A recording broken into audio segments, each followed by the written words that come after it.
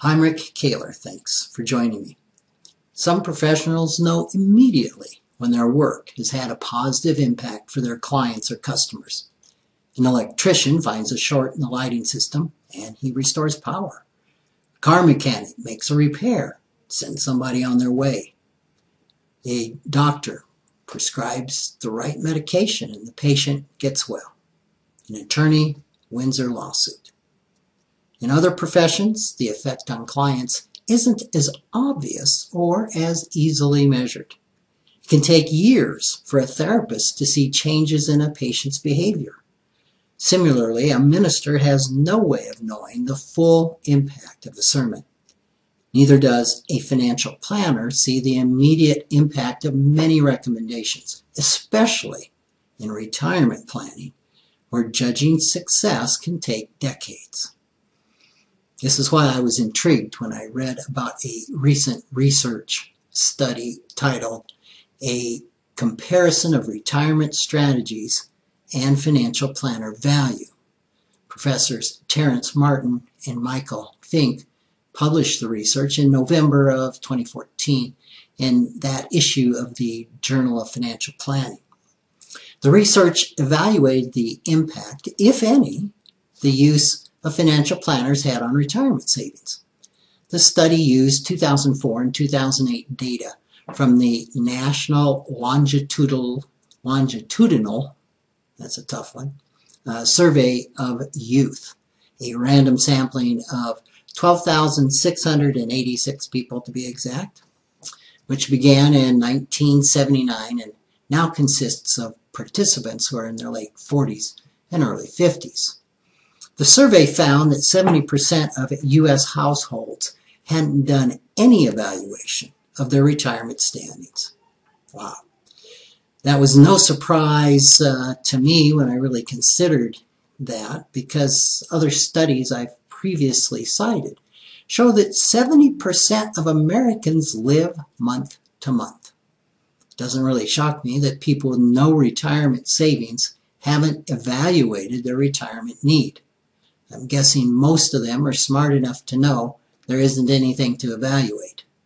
Retirement income for them will consist of their Social Security, plus, and if they're fortunate enough, their company or government pension. Of the remaining 30% of U.S. households that had evaluated where they stood for retirement, more than a third, which is 13% of the study participants, evaluated their retirement needs themselves. 11% used a comprehensive financial planner to help them evaluate their needs. And the remaining 6% used a non-comprehensive advisor who had not done a retirement needs analysis for the client. The last group included a high proportion of financial product salespeople. The research found that clients who engaged a comprehensive financial planner had significantly more income, net worth, and retirement savings than either of the two other groups. Interestingly, the group that did their own planning had more retirement savings than those who used a non-comprehensive advisor. Now, obviously, one possible reason for this difference could be that those with higher incomes and educations could afford the services of a comprehensive financial planner. However, the study considered that possibility by controlling for the economic differences of the groups. The study highlights the connection between successful saving and assessing your retirement needs.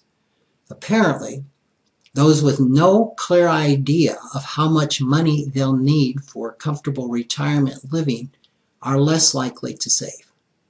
Providing that assessment may be an important part of the value provided by comprehensive financial planners.